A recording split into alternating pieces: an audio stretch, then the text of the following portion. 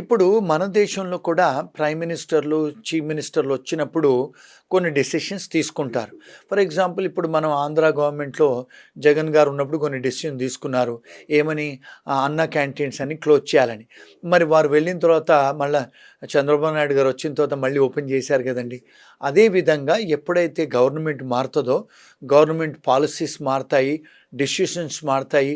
వాళ్ళు అవి over rule చేసి మళ్ళీ కొత్త ప్రొక్లమేషన్స్, కొత్త ఎగ్జిక్యూటివ్ ఆర్డర్స్తోని వస్తాయి. ఇప్పుడు అమెరికాలో చూస్తే బైడెన్ గారు చేసిన డిసిషన్స్ అన్నీ రద్దు చేసి, అవన్నీ ఓవర్‌టర్న్ చేసి, కొత్త ప్రొక్లమేషన్స్‌తోని, కొత్త ఎగ్జిక్యూటివ్ ఆర్డర్స్‌తోని ట్రంప్ గారు వస్తున్నారు. అంటే ప్రతి గవర్నమెంట్ మారినప్పుడు, వాళ్ళ అడ్మినిస్ట్రేషన్ మారినప్పుడు పాలిసీస్ చేంజ్ అవుతాయండి. వారు ఉన్నంత సేపు ఉండొచ్చిది. Okay. Right sir. National interest exemption అని ఇంకొకటి చెప్పారు. సో ఏంటి అది ఓన్లీ నోబెల్ లారెట్స్‌కేనా? లేదంటే పెద్ద పెద్ద కంపెనీల వాళ్ళకేనా? అందరికీ వర్తిస్తుందా అది? ఇది ఇంట్రెస్టింగ్ క్వెషన్ అడిగారండి. నేషనల్ ఇంట్రెస్ట్ వేవర్ అంటారు దాన్ని. నేషనల్ ఇంట్రెస్ట్ వేవర్ అంటే ఏమిటి అంటే, అమెరికా గవర్నమెంట్‌కి మీరు ఒకవేళ పనికి వచ్చేవాళ్ళు అవుతే, అంటే నోబెల్ లారెట్సే కాదు, ఎవరైతే వరల్డ్ ఫేమస్ సింగర్స్ ఉంటారో, వరల్డ్ ఫేమస్ ఆర్టిస్టులు ఉంటారో, వరల్డ్ ఫేమస్ స్పోర్ట్స్‌మెన్ ఉంటారో, ఆర్టిస్టులే కానీ లేకపోతే సైంటిస్టులే కానీ ప్రపంచవ్యాప్తంగా కొన్ని ఇప్పుడు ఫర్ ఎగ్జాంపుల్ ఆర్టిఫిషియల్ ఇంటెలిజెన్స్‌లో మన దగ్గర కూడా కొన్ని ఇన్వెన్షన్స్ చేశారు. అలాంటి వాళ్ళు ఏం చేస్తారంటే, ఇప్పుడు మీరు మా దేశానికి ఇప్పుడు ఫర్ ఎగ్జాంపుల్ ఏదైనా మీరు కోవిడ్ కనుక్కుంటారు, మీరు కొన్ని క్యాన్సర్ డ్రగ్స్ కనుక్కుంటారు. ఇలాంటి సైంటిస్ట్ ఎవరైతే ఉంటారో, ఇప్పుడు నాసా సైంటిస్టులు వాళ్ళు ఉంటారు కదా, వాళ్ళు ఎవరైతే దేశానికి ఉపయోగపడతారో వాళ్ళు ఏం చేస్తారంటే నేషనల్ ఇంట్రెస్ట్ వేవర్ అనేది ఇస్తారు. వేవర్ అంటే ఏంటి? మేము వాళ్లకు వేవ్ చేస్తాము, అన్ని కండిషన్స్ చేసి మీకు మేము పచ్చ కాగితాలు గ్రీన్ కార్డ్స్ ఇస్తాము, మా దేశాలకు రండి అని ఒక ప్రొవిజన్ ఉంది. యుఎస్లో కానీ, ఇంగ్లాండ్లో కానీ, ఆస్ట్రేలియాలో కానీ, కెనడాలో కూడా. అంటే ఇప్పుడు ఫర్ ఎగ్జాంపుల్ మన దేశంలో కొంతమంది సినిమా యాక్టర్లు ఉన్నారు. షారూక్ ఖాన్ లాంటి వాళ్ళు, అమితాబ్ బచ్చన్ లాంటి వాళ్ళు కూడా గ్రీన్ కార్డులు ఇచ్చారు అమెరికా వాళ్ళు. కొంతమంది స్పోర్ట్స్మెన్స్ ఉంటారు, కొంతమంది చెస్ ప్లేయర్స్ ఉంటారు. అలాంటి వాళ్ళు వరల్డ్ ఫేమస్ ఎవరున్నా కూడా ఇప్పుడు పద్మవిభూషణ్ అలాంటి వాళ్ళకు కూడా పిహెచ్డీలు చేసి, కొన్నిసార్లు పోస్ట్ డాక్టరేట్ చేసి సైంటిస్టులు కూడా అప్లికేషన్ పెట్టొచ్చు. మా ఫర్మ్ నుంచి మేము అలాంటి వాళ్ళకు చాలామందికి ప్రాసెస్ చేశాము, ఇప్పించిన సంఘటనలు కూడా ఉన్నాయి. సో అది న్యాచురల్ కండిషన్స్‌లో ఇది కాలమిటీ, నేషనల్ కాలమిటీ కదా ట్రంప్ అనే ఆయన. ఇప్పుడు నేషనల్ ఇంట్రెస్ట్ వేవర్ కింద వారు ఏమన్నారంటే, doctors, scientist case to case మేము డిసైడ్ చేస్తామని చెప్పారు. అది రెగ్యులేషన్స్ ఏం మార్చలేదు. సో డెఫినెట్గా ఎవరన్నా ఇంటర్నేషనల్ ఎక్లెయిమ్, నేషనల్ ఎక్లెయిమ్ అంటే ఇప్పుడు వరల్డ్ ఫేమస్ వాళ్ళు, నేషనల్ లెవెల్లో ఫేమస్ వాళ్ళు అప్లికేషన్స్ పెట్టుకుంటే అమెరికా వాళ్ళు గ్రీన్ కార్డ్స్ ఇస్తారు. అమెరికా కాదు, ఈవెన్ ఇంగ్లాండ్, కెనడా, ఆస్ట్రేలియా వాళ్ళు కూడా నేషనల్ ఇంట్రెస్ట్ వేవర్ అనేది ఉంది. ఏ కంట్రీకైనా పెట్టుకోవచ్చు, వస్తాయి కూడా. అయితే ఇదంతా చూస్తుంటే సార్, ఇది అమెరికాలో అమెరికన్స్‌కి ఉద్యోగాల పరిరక్షణ అనే పేరుతో వాళ్ళు ఇదంతా చేస్తున్నా, దీని వెనక ఇమ్మిగ్రెంట్స్‌ని భయపెట్టాలి, ఇమ్మిగ్రెంట్స్‌ని రాకుండా చెయ్యాలి అనే ఒక రాజకీయ వ్యూహమే ఉందనేది అందరూ అనుకుంటున్న మాట. ఏమై ఉంటుంది సార్ ఇది?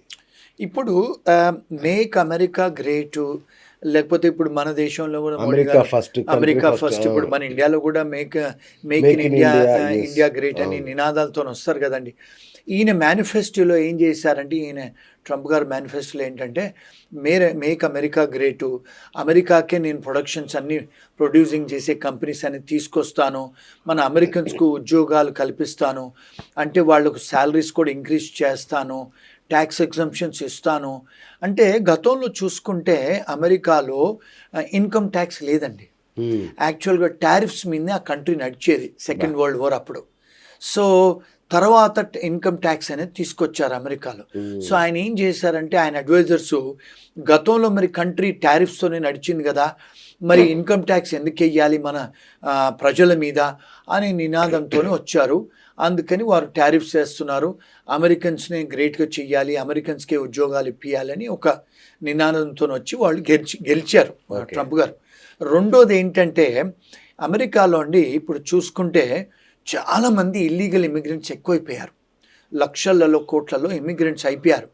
ఇప్పుడు మెక్సికన్సే కానీ, సౌత్ అమెరికన్సే కానీ, చైనీస్ వాళ్ళు కూడా చాలా ఇల్లీగల్ ఇమిగ్రెంట్స్ ఉన్నారు, దారుణంగా. ఇండియన్స్ కూడా ఉన్నారు, చాలామంది ఉన్నారు.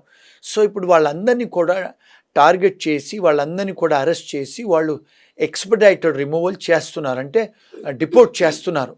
అంటే చాలామందికి ఇప్పుడు ప్రతిరోజు నిన్నగాక మొన్న కూడా వాళ్ళు ఇప్పుడు చైనీస్ రెస్టారెంట్స్ మీద దాడి చేస్తున్నారు, అంటే రేడ్స్ చేస్తున్నారు.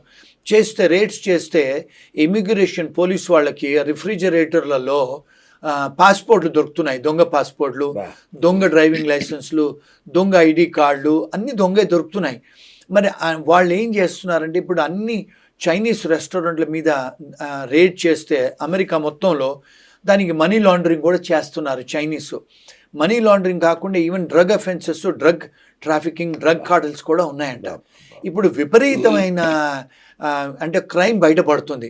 గతంలో వీళ్ళు ఏమనుకునే వాళ్ళు అంటే ఈ డ్రగ్ కార్టల్స్ అంతా కూడా సౌత్ అమెరికన్సే చేస్తున్నారు అనుకునేవాళ్ళు, కానీ ఇప్పుడు చూస్తుంటే చైనీస్ వాళ్ళు కూడా చేస్తున్నారు. మరి ఇప్పుడు లీగల్ ఎన్ఫోర్స్మెంట్ ఎక్కువ అవుతుంది, వాళ్ళందరినీ పట్టుకుంటున్నారు ఇప్పుడు. అంటే ఒక్క ఇండియన్స్ టార్గెట్ ఏం లేదండి అక్కడ, ఎందుకంటే ఇండియన్స్ కూడా కొంతమంది ఉన్నారు మన వాళ్ళు, అంటే గుజరాతీసు, పంజాబీసు, కొంతమంది తెలుగు వాళ్ళు, సౌత్ ఇండియన్స్ కూడా ఇల్లీగల్గా రోడ్ అంటే క్రాస్ ఉన్నారు. సో అంటే స్టూడెంట్సే కానీ H1B వాళ్ళని ఎందుకు తను తీసుకున్న డిసిషన్స్ ఎఫెక్ట్ అవుతున్నాయంటే 70+% మన ఇంటర్నేషనల్ స్టూడెంట్స్ ఇండియన్సే, అంటే డబ్బు ఖర్చు పెట్టుకొని చదువుకోవడానికి పోయిన వాళ్ళు, తర్వాత కాస్త చైనీసు, వేరే కంట్రీస్ వాళ్ళు. మరి H1B ప్రోగ్రామర్స్ కూడా మన వాళ్ళే, ఎందుకంటే హైటెక్ ఐటీ ప్రొఫెషనల్స్ అంతా మన వాళ్ళే. 70-75% మన వాళ్ళు. మరి మాస్టర్స్ ఇన్ కంప్యూటర్ సైన్స్ చేస్తే మరి ఉద్యోగాలు మన వాళ్ళే కదా తీసుకునేది. రెండోది ఏంటంటే మనం అర్థం చేసుకోవాల్సింది, మోర్ దెన్ 70% ఐటీ కంపెనీస్ మన ఇండియన్సే రన్ చేస్తారండి. ఐటీ ప్రొఫెషనల్స్ కూడా మోర్ దెన్ 70% మన వాళ్ళే ఉన్నారు. సో టెక్నాలజీ వర్కర్స్కి ఏదన్నా డెసిషన్ తీసుకుంటే మెజారిటీ ఎఫెక్ట్ అయ్యేది మన ఇండియన్స్కే. సో మన మీడియా వాళ్ళు, మన పాలిటీషియన్స్, మన వాళ్ళు అందరూ ఏమనుకుంటారంటే ఇండియన్ టార్గెట్ చేస్తున్నాడా అని ఒక క్వశ్చన్, ఎందుకంటే ఎఫెక్ట్ మన మీద ఎక్కువ పడుతుంది. ఎగ్జాక్ట్లీ. ఇంకోటి మోడీకి ఆయనకు మధ్య కూడా కొంచెం చెడినట్టు కనబడుతుంది. ఒకప్పుడు మంచి ఫ్రెండ్స్ లాగా ఉండేవాళ్ళు, ఇప్పుడు కొంచెం చెడినట్టు కనబడుతుంది. అంటే ఈయన ఏంటంటే మా అధ్యక్షుల వారు, ఆయనకి ఎవరు ఫ్రెండ్స్ లేరు, ఆయనకి ఎవరు ఎనిమీస్ లేదు. ఆయన ఓవర్నైట్ డిసిషన్ తీసుకుంటారు. ఆయనకి ఇష్టం లేకుండా ఎవరైనా ఏదైనా చేస్తే డిసిషన్ తీసేసుకుంటారు ఆయన. ఎందుకంటే ఆయన వాళ్ళ పార్టీ వాళ్ళని కూడా సంప్రదించారు ఆయన. ఎందుకంటే ఆయన మొదటి నుంచి రాజకీయవేత్త కాదు, వ్యాపారస్తుడు.